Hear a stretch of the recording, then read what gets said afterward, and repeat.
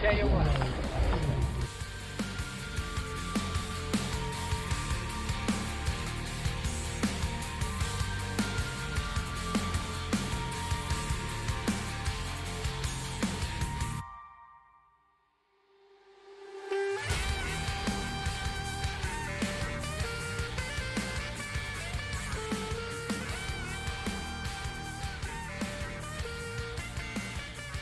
All right, what's up, everyone? This is Nathan from the Retic Lounge. We are running this one just with me today. Lucas is off. He just welcomed in his second daughter to the world, little Delilah. So go over there, tell Lucas congratulations. He'll be off for the next few weeks, just, getting in the new routine of having a new baby around. But just want to thank you guys for joining up for episode 133. This is going to be a fun one. We're having Spencer Vance back on just to talk a little bit about some updates going on over at Coiled Retics, how breeding's been going, how, he's grown and evolved as a keeper, as a breeder, how mentalities have changed, that kind of thing. So it's going to be a fun one tonight. But before we get going, I just want to give a quick shout out to our Patreon family over at patreon.com/the Lounge. We have an awesome Discord over there. We did an awesome giveaway last week of a signed copy of Glenn McClellan's The Complete Reticulated Python. Shout out to Turtle, who ended up winning that. But before we get going, one more thing. For the freshest, the best ever feeders for all of your reptiles, doesn't matter what you're trying to feed them, from quail eggs all the way to rabbits, they got them. Make sure you use our code Reptile Lounge 20 for 20% off your order. Also, as always, if you make a $200 order or more, you get free shipping, so try to take advantage of both of those things. But go hit up Des. She's doing amazing work over there, sourcing all of those rodents from the US. Just really high quality, awesome stuff to feed your reptiles. But without further ado, let's have Spencer. Whether you've poured your heart and soul into your reptile business or you've just begun your business journey, AE Foundry has you covered with next level expertise in graphic design, motion graphics, videography, photography, and so much more. If you've been dying for a new logo for your reptile business, motion graphics for your current logo, a new website, or need assistance making your video podcast come to life, then listen carefully. AE Foundry's mission places storytelling at its core. AE Foundry believes that a distinctive story and background are the driving forces that set your brand apart. In today's market, consumers seek more than just products. They crave a connection built on trust with the brands they cherish. AE Foundry is committed to empowering small businesses and fostering authenticity that resonates with their consumers. Reach out to them and let them help you craft a visual narrative that helps establish a genuine and lasting connection with your audience. To contact AE Foundry, email them at aromero@aefoundry.com or on Instagram at AE Foundry. When it comes to housing your retics, trust me, you're going to want an enclosure that will be just as strong and durable as your reticulated python. The Heartland Reptile Enclosure is next level tough and will outlive you and your retic by several generations. Heartland Reptile Enclosures are designed and manufactured out of powder-coated aluminum to provide the highest quality and longevity available in the reptile enclosure. What makes them even better is they are lighter than your PVC and plastic enclosures out there and are extremely tough. Stop playing around with plastic enclosures for your large constrictors and step up your enclosure game with the Heartland Reptile Enclosure. To inquire about one of these enclosures, speak to Jordan himself at Heartland Reptiles on Instagram, Facebook, and on TikTok. Here on TRL, we preach about the importance of using hooks, feeding tongs, and other tools with your reticulated python all the time.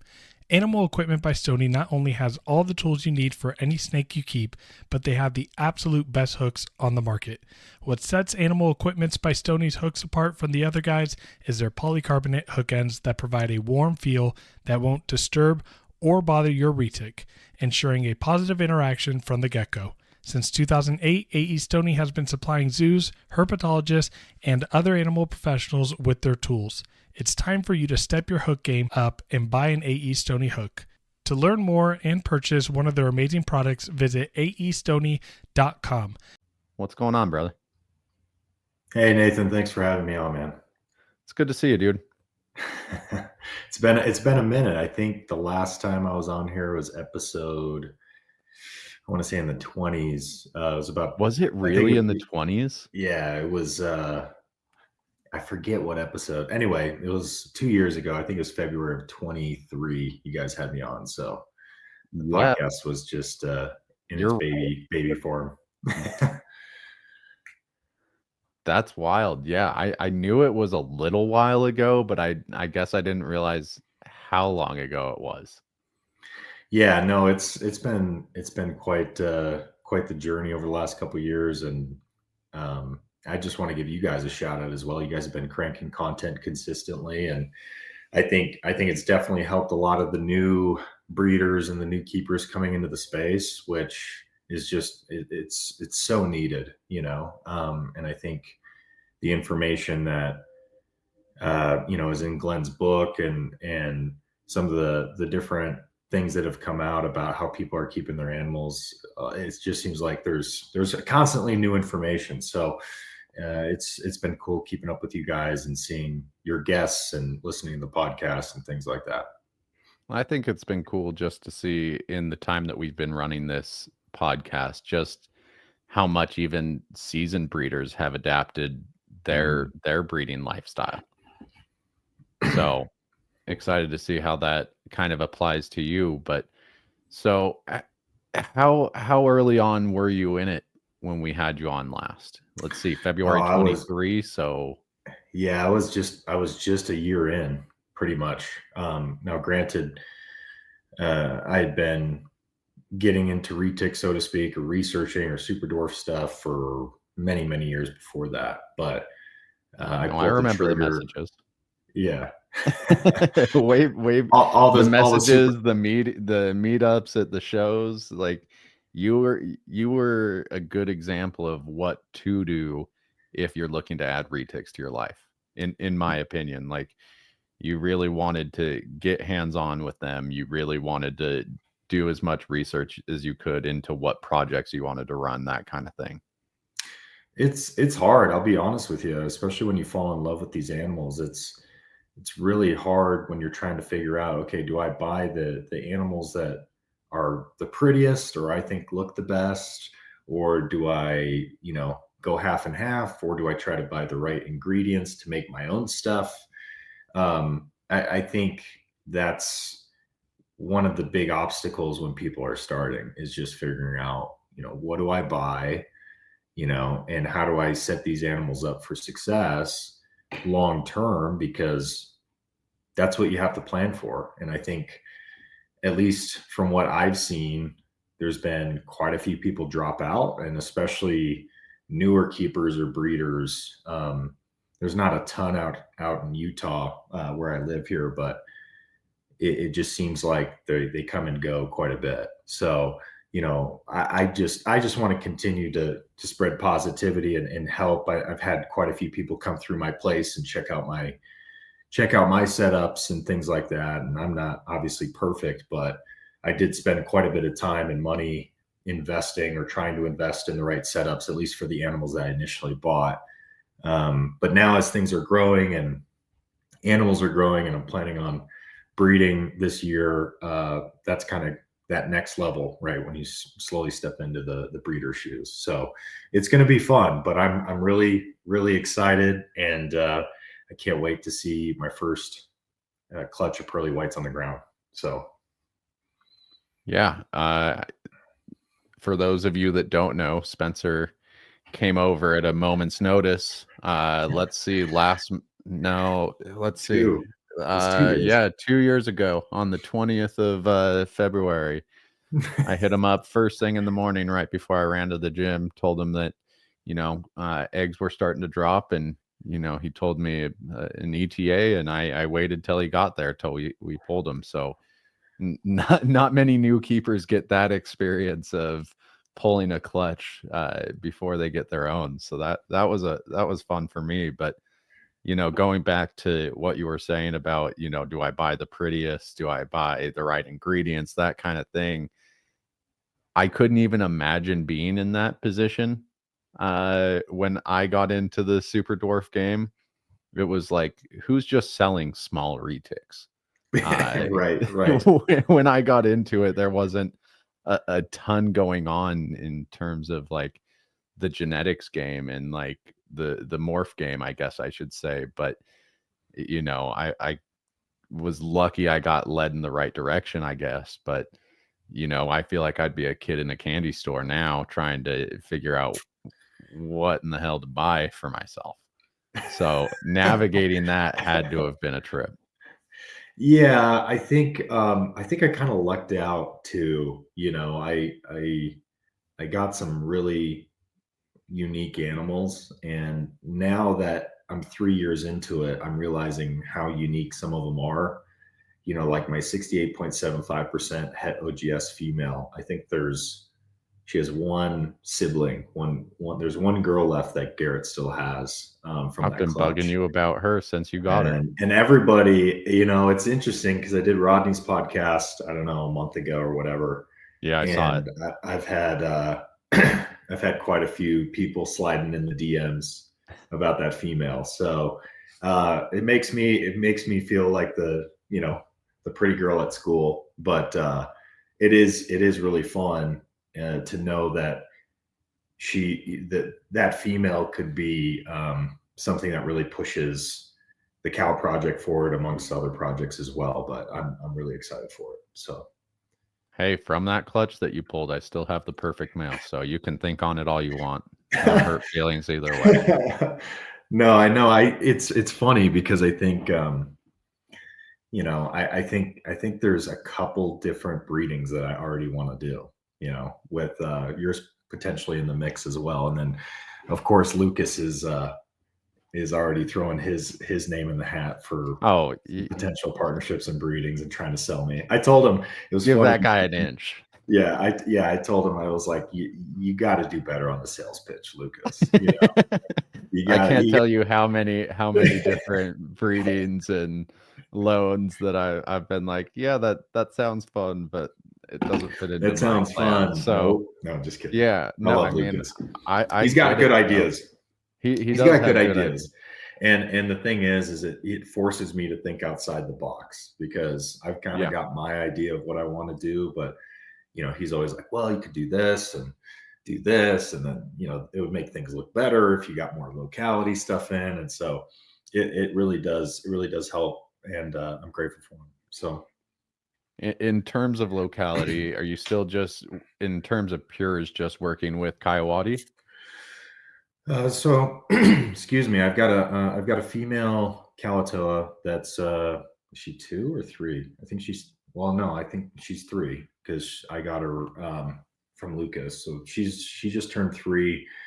So I've got a pure Kalatoa female, and then I've got a pair of Coyotes, and then I've got kind of a mutt pure super dwarf from Daniel Solis female. So in terms of localities, that's pretty much the extent of it. I do have a high percentage, like 93% super dwarf visual anery female that's got some Madu in her and stuff like that, and she looks amazing. But yeah, mostly Coyote is. I want to work stuff, I think, into Coyote first, just to mix things up, But yeah, that makes sense for what I've seen. Right. And probably what you were talking about heavy in the last episode. Yeah, I mean, that my female Coyote is kind of she's probably one of my favorites just in terms of how tame she is, and she's pretty decent size, and I know everybody's talking about size and everyone has their opinions on all that, but yeah, from my experience, Coyotes definitely get their mid-sized retics, right? So they're not mainlands, but they're not going to stay teeny tiny. But I do like the coloration. I think they do have a slightly different just color palette to them. I think they're a little bit brighter than Kalatoas on average.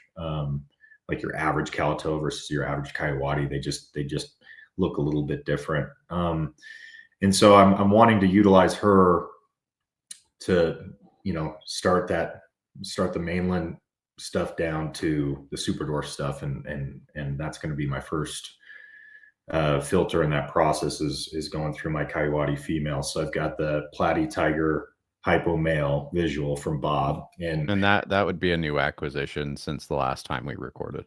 that's correct. Yeah. So I had one spot open. I think the last time we chatted, and it's interesting because Lucas kind of knows in depth, and it's too bad he's not here. So maybe I'll save the full story. But it was almost impossible to find that male for 3-4 years.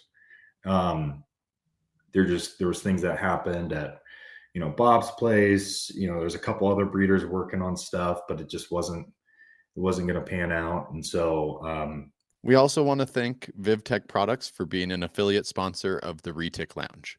Stop by VivTech Products for the best UV spectrum lighting on the market that will enhance and improve your snake's overall well-being and health. Visit vivtechproducts.com and use the code ReticLounge23 today for 15% off. Again, visit vivtechproducts.com and use our affiliate code ReticLounge23 today for 15% off. Looking for the perfect accessories for your hatchlings or juvenile retics? Look no further than Heli Guy Serpents. Our sponsor, Chris Sexton, is coming in hot with an amazing 3D printer, creating top-notch perches and other caging accessories for your beloved pets.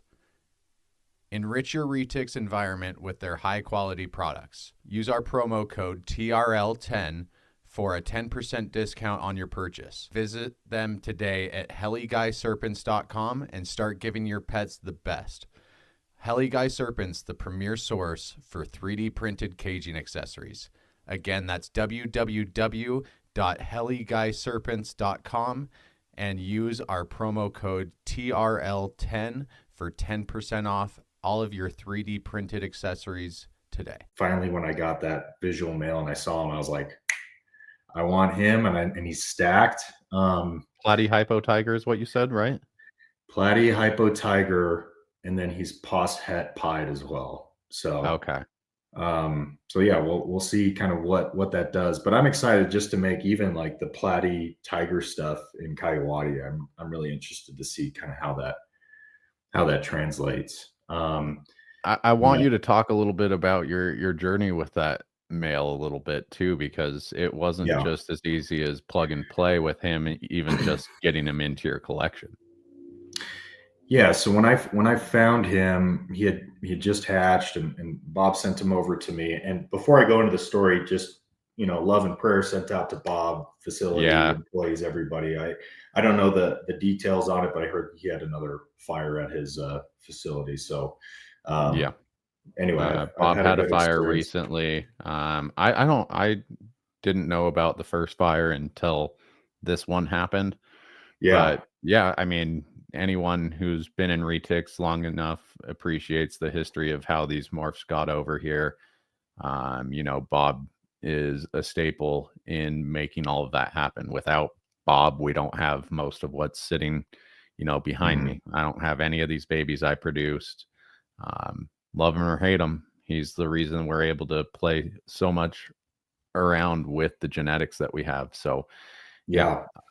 So, and this is a good Bob story, so I'm excited to share it. But yeah, so he sent me my hypo male, and he was teeny tiny, and he was eating fine at Bob's place. But as soon as he got into my possession, for 6 months, 7 months, I tried pretty much everything under the sun to get him to eat, and I let him kind of chill out as when he came into my place, and I tried live, frozen, everything across the board. I tried switching up his enclosures, getting him a smaller one, more hides, messing with the temperatures, and I tried everything, right, and he just wouldn't eat. And so I picked up the phone and I called Bob, and I just said, hey man, like, he's not wanting to eat, he's getting rail thin, I mean, he's on his last leg, like, And so he just said, hey, just send him back and we'll see what we can do. And so I sent him back, and lo and behold, the first day he's in Bob's facility, he eats right off the rip. I don't know what it was, if it was the smell of being back home, but he just started eating. And by that point he was 9-10 months old. And so I sent him, he was probably like a foot long, and I got him back like 3 months, 4 months after that, and he was like 4 or 5 feet long. So like shocking. Really? It's No, just the same animal? yeah. No, it was shocking. When I opened up the box, I was like, holy moly, this guy's big. But he had to put that weight on, and so he's doing well. He's eating at my place, and everything else. And so I am really excited to do that pairing. And I'm going to really try to be super intentional too this year. And I think that's the other thing, is I think my Coyote female was ready last year. I just missed the window. Yeah. And so I'm going to try to, I've kind of slowed down food a little bit right now. And I'll kind of keep that kind of slowed down for the next couple months. And then in May, I'll start kind of ramping things up, trying to get everybody that's supposed to go, so. Yeah, for me, just out here, I've liked to. I mean, you saw my clutch hatching, or being late on in February. For me, I've typically liked to wait a little bit longer. This is just my 2 cents, but I've liked to wait a little bit longer, so when they start cycling, it kind of matches up with some of our low pressure systems, our snowstorms, that kind of thing. So I typically, like, I'll do the drought kind of through the summer a little bit.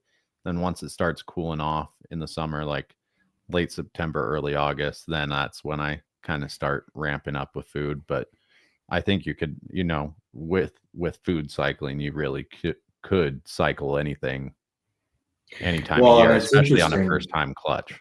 Yeah, and what's interesting is it was last July where I was almost positive my female was, cycling and going through it. The big thing I noticed right away was her temperament. She was super hungry, super defensive, and she's literally never ever like that. She's the chillest animal I have. I did notice a little bit of localized swelling and stuff too. But with my travel schedule and stuff, I think I kind of missed that window. But that was kind of weird, because that's not in the typical schedule, right? But we did have a storm, which was interesting, because we did have a storm right kind of around, a big storm out here in Utah right around that time. So, who knows what happened. Was that the big windstorm we had? Yeah, it was like June 20th that came through. We had hail and wind. And I think, I like I said, I once again, I'm Mr. Nobody over here for the time being as a breeder, but that was like a key indicator to me, like, okay, there's definitely something different happening, right? So yeah, hopefully we catch some storms and we can get everybody rolling. So yeah, that's the plan again. 2 years off. It's kind of been a blessing, really, just to, take that time and be able to refocus up. But even in that time for me, breeding plans have changed. How I look at breeding has changed. What behavioral differences were you noticing around that time last June? Besides just the defensiveness, were you like starting to feed her more? Like, did you take that as a sign too, or once again, I think I was a little late to recognizing it, just because I was traveling so much during that same time. But yeah, the big thing was, and I did throw my Coyote male in with her a few times, and he was definitely close to locking up with her. And but I never saw an actual lock, so I didn't see any of that actually happen. But yeah, I would say she was just more active in her enclosure, like just constantly just kind of up by the glass and, looking around and stuff and trying to get more food, most likely. Yeah. And then Lucas, I reached out to Lucas and he said, hey, up her food a little bit, and she ate a bunch. But yeah, that was kind of my main thing, is like she just completely changed her personality, like 180, just, and that lasted for, a few weeks, and then she was back to normal. So I'm confident that she'll cycle this year, which is good, because I'd like to get the ball moving on the recessive project. So Now, in terms of the male, then, were you noticing any behavioral changes when that was happening, when throwing them into the enclosure with the coyote? What were you noticing there? yeah, so right off the rip, it was pretty bonkers. Like, it was actually, they weren't like, they weren't biting each other or anything like that, but they were just twisted up, just kind of all over. Like, they were just going crazy. Any spurring, arching, that kind of Yeah, behavior? all of the above. Yep. Yeah, so arching, spurring, all that kind of stuff was all happening. So it was my male coyote, my female coyote. Um, so that was really fun, and that's when I started, like, the adrenaline was pumping. I was like, are we gonna get some eggs this year? Because that was in June. I was like, Christmas babies, whatever. So that was a good first experience, but once again, there was, I think I was just too late for all of that. So we'll see. And so your big clue into why you think they didn't take was purely just the female not being ready or Um, properly prepared for the season, I should say. I would say that she probably was not properly, fed, or, because I would kind of palpitate and try to feel if she had any follicle growth and stuff like that. I couldn't ever feel anything, but I did notice a little bit of swelling and things like that. But yeah, I just don't think she was fully ready, or I was super late or something, because I was out of town for usually, 5 to 7 days at a time. So, you know, once again, I think that window had either passed, or she just wasn't ready, and prepped. But now I feel like I have a little bit better understanding of how to utilize food a little bit, and kind of trigger some of that. So Yeah, and I would say for new keepers who are, you know, feeding and trying to, shoot for ovulations and copulations, I would say the palpations are kind of a part of that, at least for my routine. Um, when I'm feeding heavy, when I'm noticing their food response going up, I'm mhm. palpating, every time that I'm cleaning their enclosure, putting them back in. It takes nothing more than a paper towel around their belly to feel everything and let them slide through a little bit easier. And, you can kind of feel that follicle growth as they start to develop closer to an ovulation. So that's always been a good sign for me in terms of breeding. I've only done it a couple times, but it's worked each time. So I'm gonna keep with it.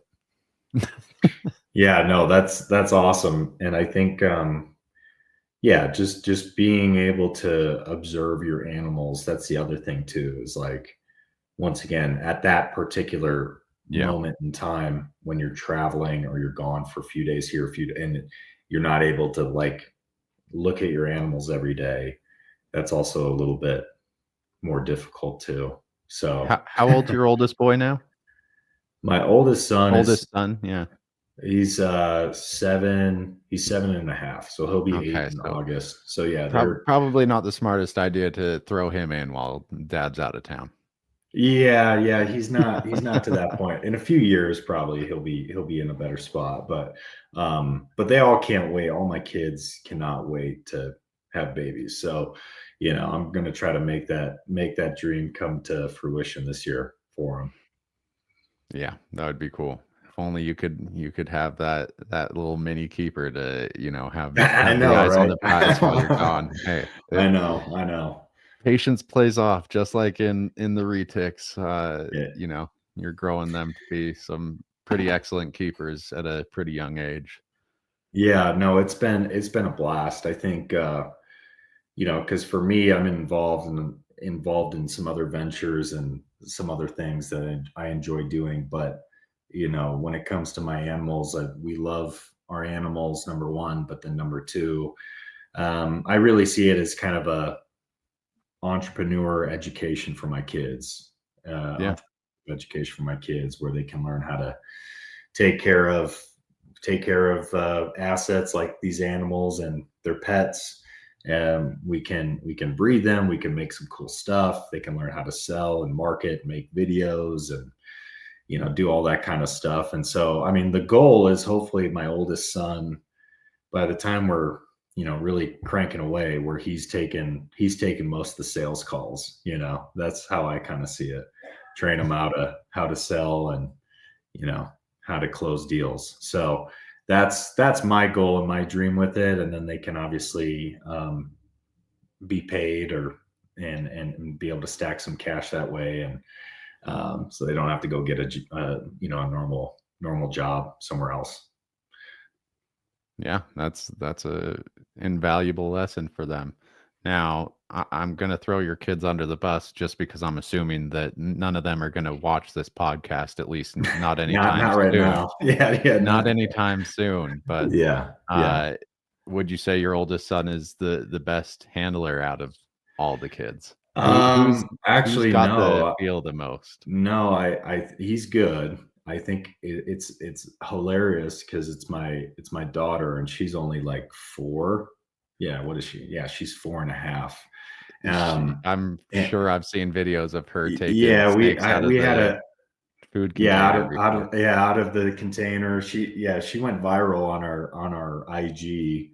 I think she got 3 or 4 million hits on that video. It was just awesome. But yeah, absolutely no fear at all from day one. And she's 4.5 now. I mean, she looks like she's like 7. She's super tall, but no, she absolutely loves them. No fear, and so she's going to be great. Her role, I think, with the business is going to be, handling those babies and getting them accustomed to, people and interaction and all that kind of cool stuff, so that we're sending chill babies, hopefully, to most people. So I can see her role being that. Well, and as you've seen with Garrett and his daughter raising up the snakes over the Yep. years, it's a marketable thing as well. Like Yeah. it goes a long way Yeah. in saying, "Hey, my kid has handled these animals, and like your Right. snake's ready to go. It's not defensive at all." And here's proof by showing a video of your daughter holding them. It's Well, and I a will pretty say, it's a pretty neat thing for like a new keeper, especially someone who might have some hesitation with these animals. right. And I will say, I mean, to any new keeper that's just getting started, I know a lot of people said it. I've said it a bunch. Is just buy babies, like, for the most part, because I bought a few juvenile animals, and it's just tough. Like, it's tough to gain trust when they've been, quote unquote, in a small little container for 2 years, and then they're in your possession, and you're trying to give them, hopefully it was something a little bit better, a little bit nicer. But and I've worked with them quite a bit, but it's just not the same. It's not the same at all. Like, when you have a brand new baby that you're working with all the time, and it's like absolutely no issues. And that's the other thing, is people, I got a lot of hate comments on that sometimes on my kids' videos and stuff, because they're like, isn't this dangerous? And all the ignorant people come out of the woodwork, right? But Yeah. when it comes down to it, it's like, there's a few of my animals that I have zero concern. You know what I mean? Because it's like, I've raised them, I work with them on a daily basis, pretty much. When my kids holds them, it's like, there's no problems. And the only problems I really have is if a female is cycling, or Yeah. some of my juvenile animals that are now 4 years old or so. It's like I still, I don't trust them 100%, in terms of like giving them to my kids or something like that. I just don't. It's just different, and every animal is a little bit different personality, and Oh yeah. it's funny because that bleeds through and stays. Like I've got my high percentage visual aneroid female has always been like she wants to be a ball python. She's just a scaredy cat. You'll hold her and it just like she just wants to like ball up, in her hand. Huh. And she's done that ever since I got her, and it's like I've worked with her and she's chill. Like she's never, you know, struck at me or, my kids or anything. But that's just how she is, right? And then I've got my female Kalatoa from Lucas, and she's super chill, no problems, but she's kind of a runner where she's just like she likes to move. And so that's been since day one, since I got those animals, right? It's like I haven't really changed them. They've just become more accustomed to human interaction, and they feel comfortable, in their own way with us, I would say. So that's my biggest piece of advice is don't try to take shortcuts. Don't try to, especially if you're new, like there's no reason to go out and try to, ramp things up quick, because you're just going to shoot yourself in the foot, I think. I agree with you 100%. I mean, I'm someone who I've always started with, close to hatchling animals when I've bought from someone else or raised my own animals. The only exception to that is that male phantom tiger that I used for that breeding 2 years ago. And he was only a year and a half, 2 years old when I got him. But, just him already being established into another keeper's routine gives him a little bit of a different handling experience than I have with all of my other animals. And it's not that I don't trust him. He's never really like given me a reason not to. I mean, in handling, he's turned on me and given me some question here and there, but he's never struck at me. He's just a different male than I've ever experienced. And, I have always had to treat him that way. Um, I would say he's the most different from all of my other animals in this room. Um, haven't had one that acts like a ball python quite yet, but that's kind of cool to me because mine are all just such climbers when they're out, especially the older stuff, Yeah. that it's cool to see the differences in personalities because my high percentage Annery girl, she's the biggest in my collection. And if you were a new keeper going in there and following my routines for getting her out, you would have some hesitation getting her out because she's bucking you. She's huffing and puffing. She's, giving you a reason to maybe think twice about getting her out. But as soon as you get her out, and if you just let her climb on stuff and kind of explore, she's a joy to handle. You just have to kind of know those parameters with her. Well, and I think once again, I try to follow the same regimen with, or the same kind of habits with all my animals, right? Same. It's like, Yeah. I don't try to, um, I don't mess with their routine, right? And it's like I'm always using a hook. I don't care how nice my animals are. It's like they know, hey, hook's coming in. You might not, I got to clean your cage. You might be bucking me or whatever.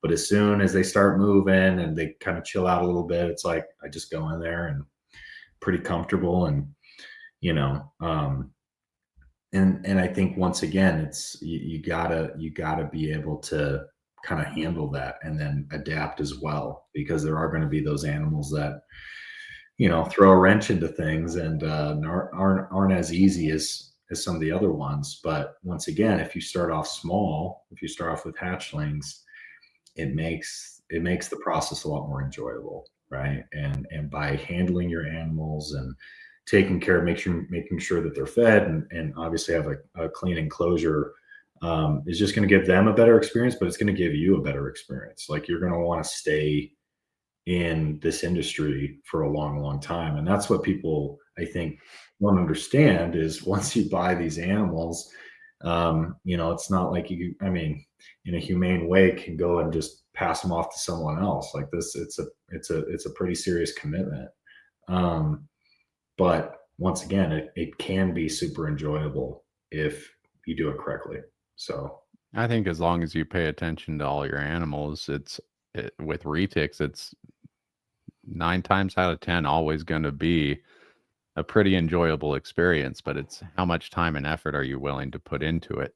Now, on the personality side of things and just some time behind the driver's seat of this whole, retic game, is there anyone or anything that you've seen over these last few years that has made you change routines or maybe give them a little bit more leeway that, you know, has changed how you interact with your retics at all? that's a really good question. I forget who advised me, but I remember one of the big ones was getting longer tongs. As soon as they start getting bigger and you're feeding rabbits, yeah, that would be a big piece of advice for me. Yeah. My little Calatoa got me on my thumb one day, and that was not pleasant. And she was tiny, and I was like, I don't want to get bit, man. Like I think you I sent me a don't. picture of that when it happened. Yeah, I had a tooth sticking out of my thumb, but it was teeny tiny. But that's the big thing is like having that respect still, even every step of the way. I think is important because even with retics, it's like we know that with retic bites, what can happen, right? There's some really bad examples on the internet of dumb people keeping retics, right? Or I mean, even in the wild, right? People trying to catch stuff and getting bit. So it's like never losing that respect, I think is really important. Not getting too comfortable. I think that goes for almost any pet that you ever have. Doesn't matter what it is.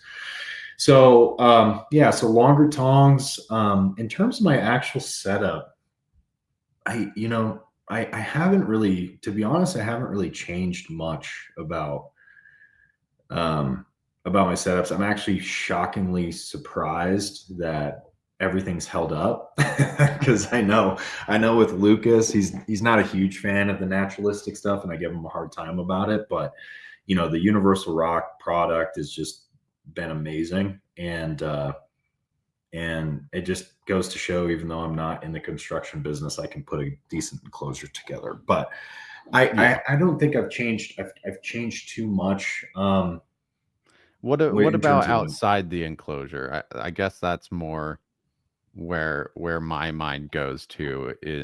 I mean, I wouldn't knock anything in terms of your enclosures if I could have had the time to really think about it and get everything together the way you did. I'd probably go a similar route.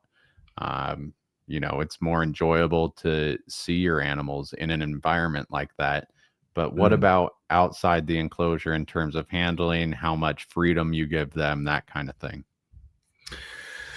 Yeah, I mean, when people come over, I think that's the other big thing is like when people come over, I want to make sure they leave with a really great experience Hmm. of retics, right? And so once again, I mean, I haven't ever been quote unquote bit by any of my animals, like just outright, like they're pissed off or defensive and they came at me. I mean, that's never happened. But even with all of that, I want to make sure that people have a good experience. And so there's those animals that I have in my collection that I feel comfortable being like, here you go, like enjoy kind of thing. Hmm. And what I have noticed though is that once even people that are scared of animals and snakes, like the one thing I have noticed is like having really clean atmosphere, really nice setups it's taken kind of that fear away a little bit, if that makes sense, because people feel comfortable. They almost feel like they're, you know, they're at a zoo or they're somewhere where it's like, oh, these animals are on display a little bit more. So when I pull these, when I pull some of my animals out and I'm able to kind of share and show them and tell them a little bit about the history of, these island localities, and this is, off the, from an island off of Indonesia, they get really kind of sucked into that, and it's hard for me not to go deep into genetics and percentages and all that kind of stuff, because that's really where it gets fun for us, right? Where we're like, Yeah. I don't think you understand what this is. I'm gonna be, and then I'm showing them a picture of a cow on my phone. I'm like, I've got the ingredients to make a cow. Yeah, Here we go. I do Like, the and they're same like, thing. whoa. They're like, whoa, you can make that, So just giving people a really good experience. And that was kind of my goal from the get-go. But now that I'm deeper into it, I've really tried to cater to people coming by and visiting and just leaving with a really good experience.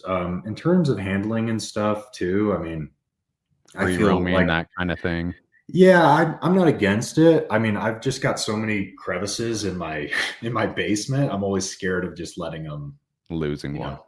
Yeah, exactly. I lost a leopard gecko in my wall one time when I was like 12, for like 48 hours, and so that's kind of scarred me scarred me a little bit. No, we had a Patreon member. I won't throw them under the bus, but we were just doing one of our Zoom meetings, and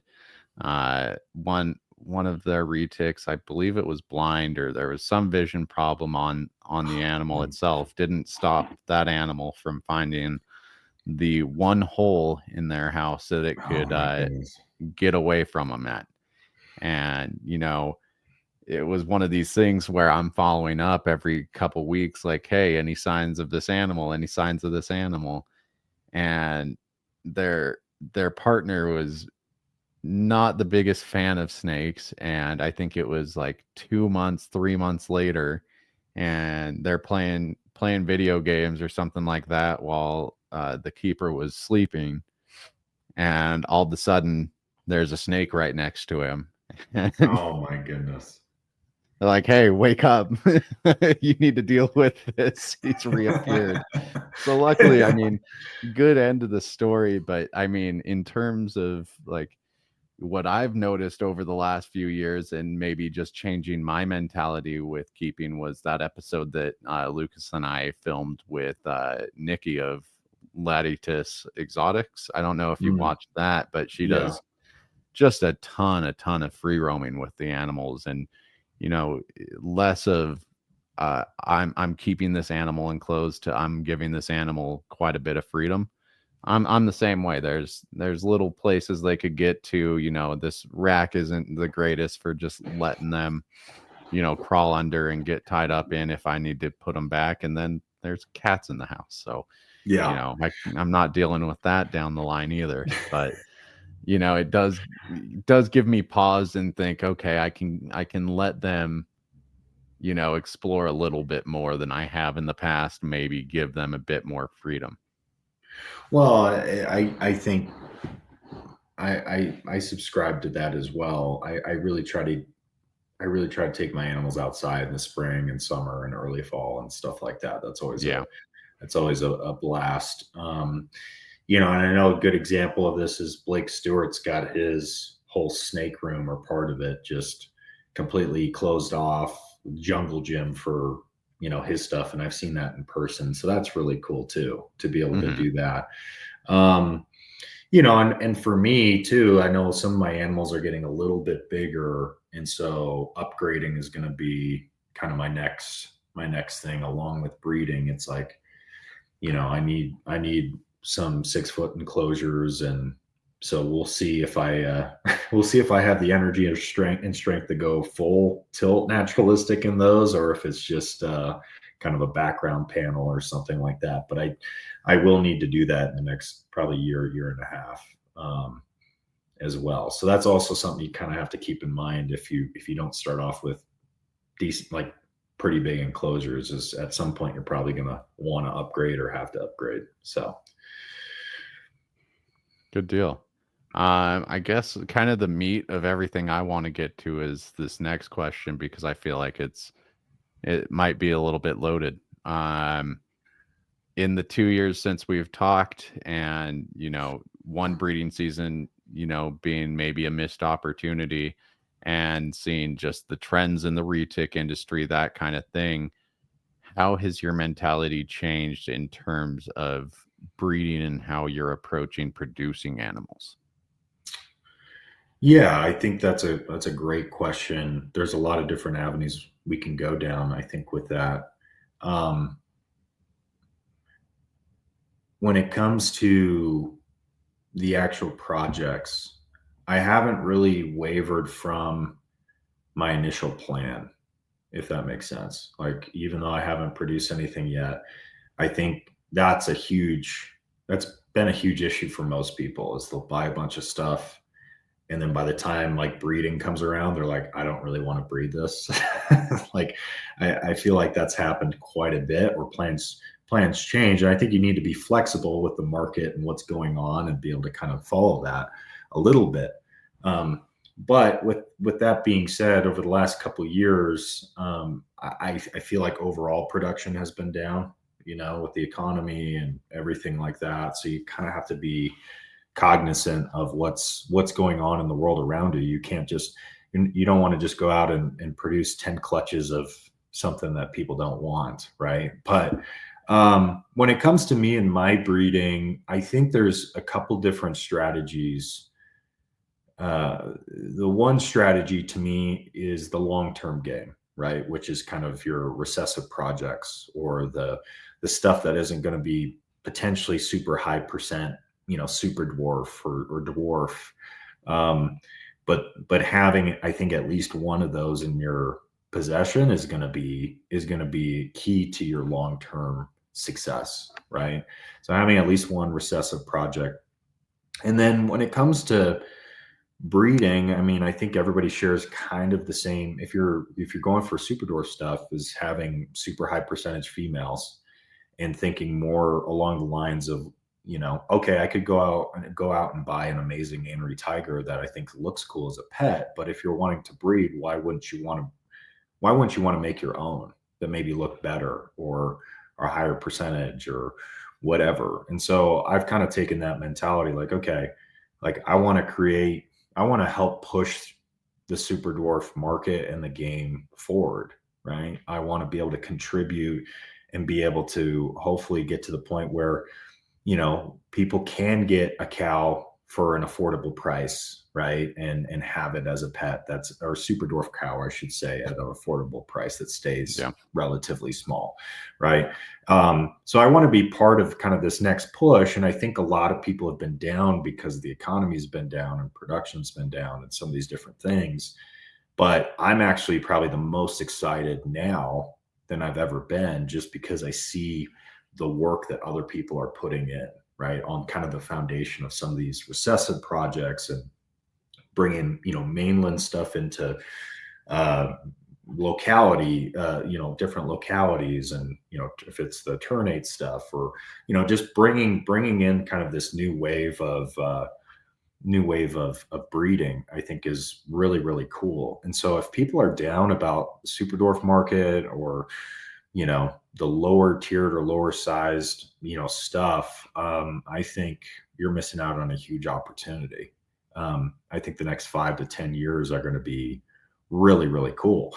And the cool thing about this too is, because there's so many different localities, and we've got these recessive projects, if I'm working on hypo and I bring it through Coyote, and you're working on hypo, but you brought it through ternate, right? And we end up mixing and matching, right? Or I end up buying an animal off of you, Nathan. It's like all of that is actually benefiting everybody, And so Yeah. seeing the market as, oh, this person's making this, or this competition here, I want everybody to win. If I agree with your business practices or not, it's like I want everybody to win, because all that means for us is more eyeballs for everybody, right? I And think that a great example of that right now is Eric Lee. I mean, look at some of the mhm, animals that have been hatching through DNT, or look at the animals that Jennifer Jean just produced. I think in terms of how I've changed my views in breeding is, of course I would love to do everything in house and have that control over everything, but you're able to accomplish quite a bit more in terms of pushing projects forward and really utilizing like what's out there if you start collaborating with people. 100%. I mean, the collaboration, the partnership piece. I mean, my big thing is you got to just drop the egos, because I don't think anybody wants, 200-300 retics, you know what I mean? And No. having all these different projects. I don't. I certainly don't. It's like the reason I I'm only gonna do one clutch at a time, well, and that's the other thing. having 25 babies on my hands is plenty.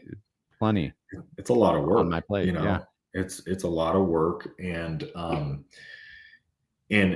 so ultimately, yeah, Eric Lee is a prime example of just dropping his ego and being like, hey, I'm willing to do partnerships with people. I'm willing to push things forward because I want to see these things happen. And that just shows me that he truly cares about where this market is going, where this industry is going. And I'd like to think I've been very supportive of all breeders that are in my inner circle and everybody else, where it's like, oh, you've got this awesome clutch. I know, Jen over at Mod Exotics, she's dropping some straight heat right now.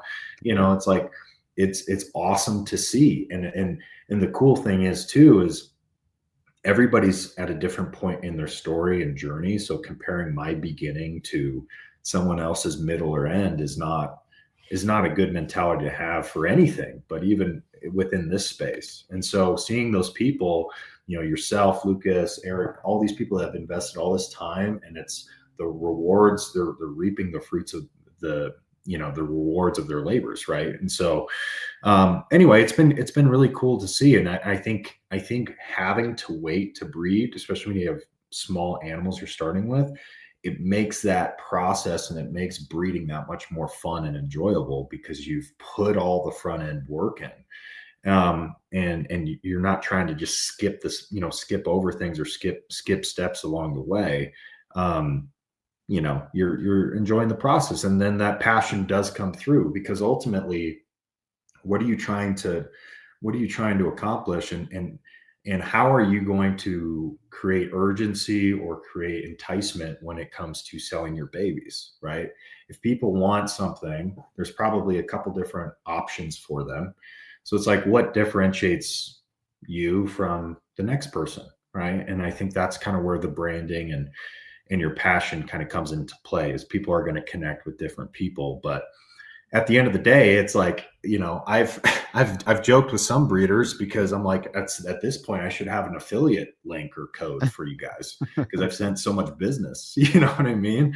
Like, yeah, people have asked me, do you have this in stock? Do you have this? I'm like, no, but go talk to so-and-so right now, because they've got babies on the ground, or they've got this or that. And so it's like, I think what goes around comes around on that front.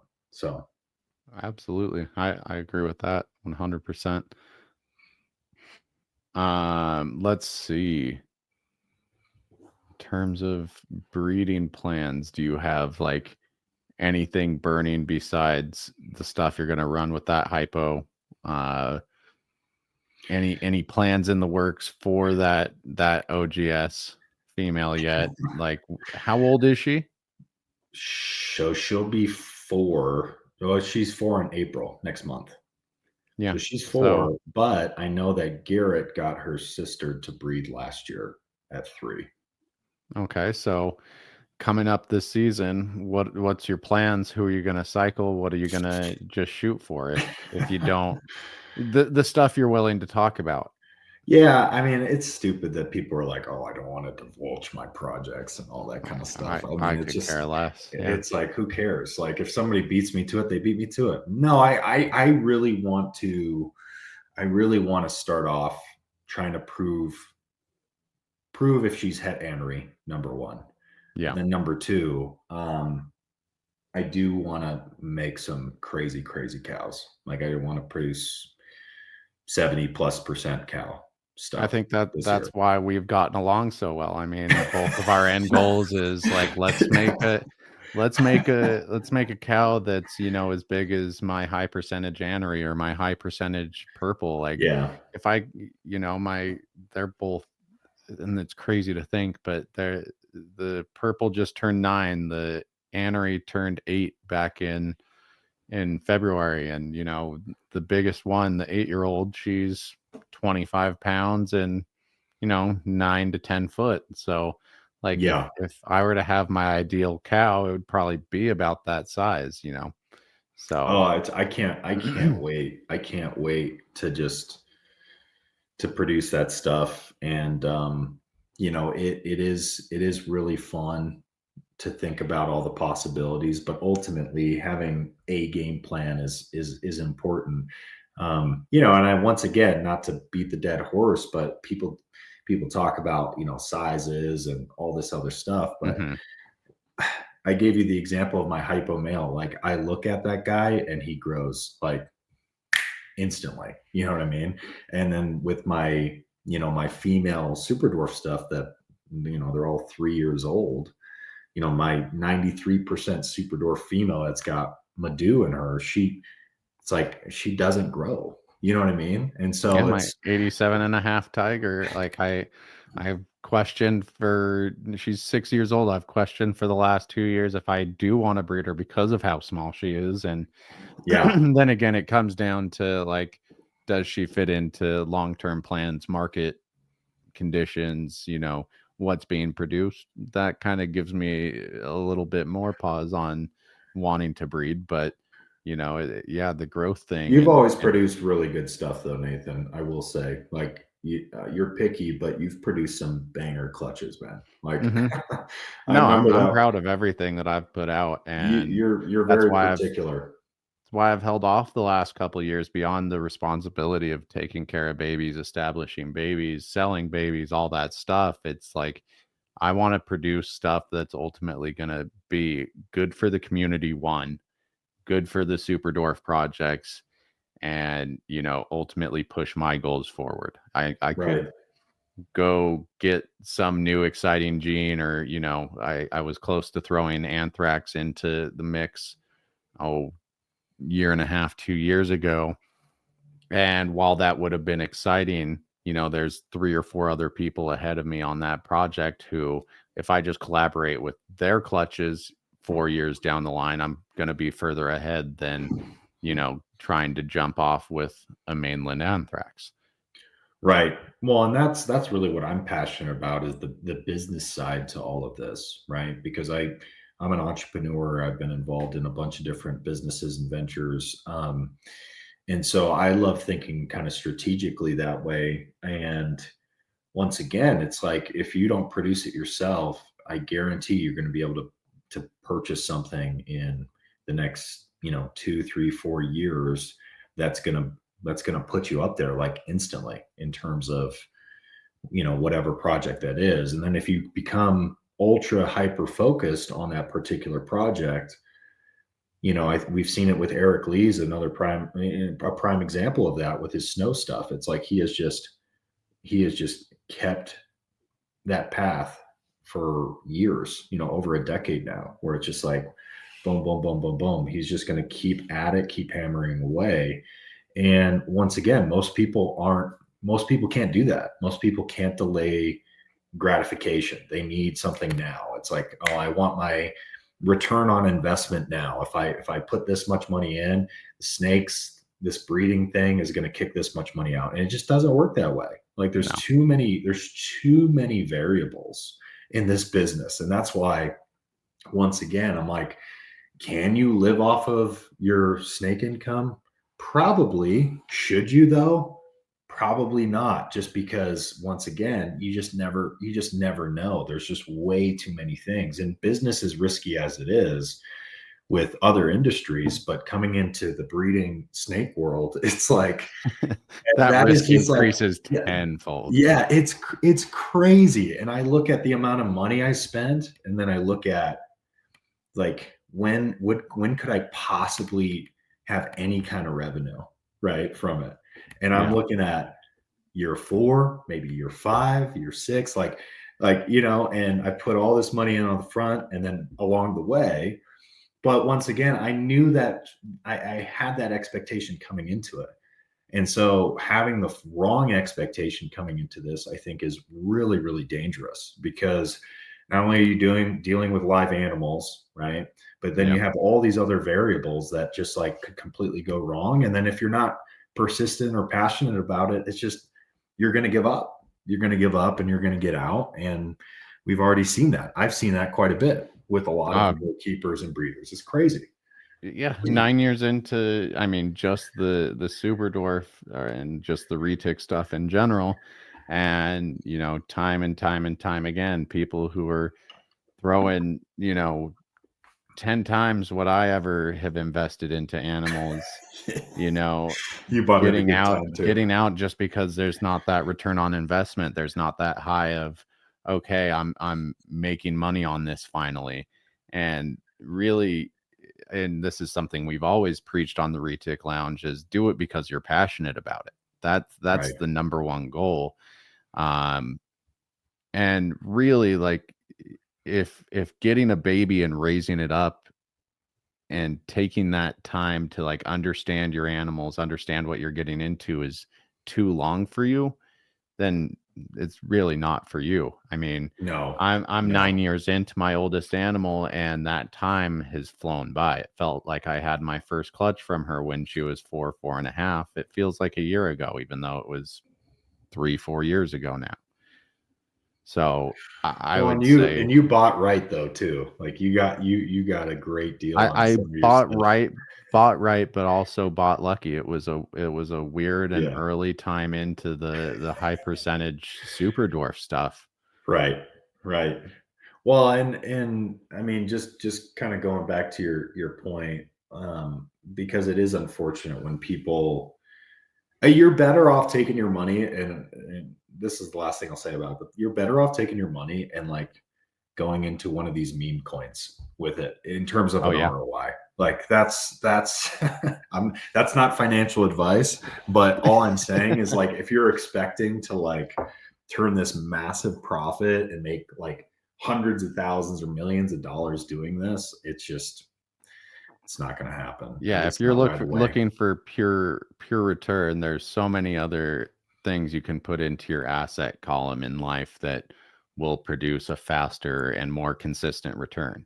Right. Um, this is a passion thing, and yes, you'll make some money at it here and there, but you can't count on it. Just like You any can't. investment, you can't count on any kind of return, but there's a lot safer bets in this world. Well, and it's one thing to take your money and go start like a legitimate business that you have control over, where it's like, Hmm. if the good things are good that you did I and then the work bad things are hard, bad, then I yeah, we work can keep hard. growing. Like, yeah, I work hard, and worst case scenario, I'm breaking even every month on the side hustle. Like over here, it's like I'm dumping money in, and then I'm hoping and praying to the retic gods that like everything lines up for me so that I can get some sort of return. I actually wanted to, because Rodney, I think, wants me back on his podcast to talk like strictly about the business side, but I kind of want to come up with like a calculator or a formula for like the retic business and like what that looks like in terms of your cash on cash return over like a 10-year time frame, and I what that would really love to looks watch like. that episode. So anyway, I'm working on that to like actually come up with conservative numbers that you start with, and what that looks like potentially in 10 years. So anyway, we'll see kind of what that boils down to. But um, at the end of the day, you're right though when it comes to the passion piece. And like I said, the last couple of years with the economy and everything else, I think we've kind of had this natural filtration process, which has actually been probably good for the market and for the industry. But um, I just want all the new keepers. And the thing is too, if you love these animals, like, buy one, right? Or buy two that like Yep. are exactly what you want. And then go get like a badass enclosure that you deck out, and it's, 8 feet, and it's huge and it's awesome, and you can enjoy the entire life of your animal and enjoy it, right? And show it off to people. But there's just this like automatic default setting for most people that come into this space that think they need to breed animals. And it's just like, no. Like that shouldn't be the default for most people that come into our Default space. for any of us, even the breeders, needs to be Yeah, enjoy 100%. your animals. Yeah, 100%. I mean, because I'm not planning on cranking out 3, 4, 5, 6 clutches a year. Like I don't even want to do that. Yeah. It's like I'll pick 1 or 2 maybe a year and go from there, but it's going to be all high end, high quality stuff too. So I'm running out of space already. I'm running out of space already. My wife would kill me if I took over the whole basement. You should see the room now. My desk is in the middle of the room. I'm wall to wall. All I have is about 4 feet on one side of vertical space. I could add another stack of a cage. I have maybe 5, 6 feet on the other side that I could maybe add 1, 2 more cages. And dude, my hatchling rack is now in my closet. So like, I'm limited on space as it is, but if you try to grow the thing too quickly, you can outgrow a space very, very fast with retics. I'm already like, I've got my desk and office set up in my snake room, and I'm already like measuring, and I'm like, I'm gonna have to just like have a chair for a desk and nothing else. I'm gonna have to get rid of my desk. Like there's gonna be like no room. And then I get a hatchling rack and an incubator, and it's just a tripod laptop stand, so you can just have your computer. Yeah, I'm gonna have to be standing with a tripod and my laptop, and that's in the middle of it, just like surrounded. But no, and once again, it's like that's where things go if you're wanting to breed. You have to take those things into consideration, and you're usually spending more money along the way before you even get to that point, right? Oh, absolutely. It's like when you start, let's say somebody comes in, they do want to breed, right? And they're like me, and they get all their fancy enclosures and nice animals and all that kind of stuff. But then it's like over time, not only are you paying for management cost, but then you're also working towards breeding. So you need incubator, potentially new enclosures, bigger enclosures. You need a hatchling rack. Like you need all these different things to just get to that point of breeding. So like, at what cost is what they say, right? Is like at what cost? But if you're passionate about it, and you have a direction and you have a voice in the community, it's like, then you can definitely see success. But once again, there's a lot of variables along the way. So, yeah, I agree. Well, Spencer, dude, thank you for your time. It's cool to see just how your voice has changed in terms of just where you are with your animals. I think with any new keeper, you hear a lot of hope for the future, but now I think it's not only hope, but it's mixed with a healthy dose of watching the market and getting that little bit of reality, and really thinking about your projects a lot more in depth. So dude, I'm excited to have you back on once we get some breeding action, we have some eggs on the ground, eggs are starting to pip, that kind of thing. Episode 3 is going to be a banger. Episode 3, hopefully in a year from now, and hopefully with a clutch or 2, and we'll get rolling. But no, I appreciate you, Nathan. Thanks for having me on. Anytime, man. Well, thanks for jumping on last minute, and I'm going to send you to the back. All right, guys, another one in the books. I want to thank everyone for rocking with me solo without Lucas this week. Again, go congratulate him on that beautiful little baby girl. Make sure if you want some more behind the scenes access to our Zoom meetings and just a badass community of retic keepers and reptile keepers in general, head on over to our Patreon at patreon.com/the Lounge. This Sunday we have our Zoom call for all of our members over there, and we hope to just keep adding to our community, but we got a pretty awesome one as it is. Thank you to all our sponsors, and we'll catch you on 134 later.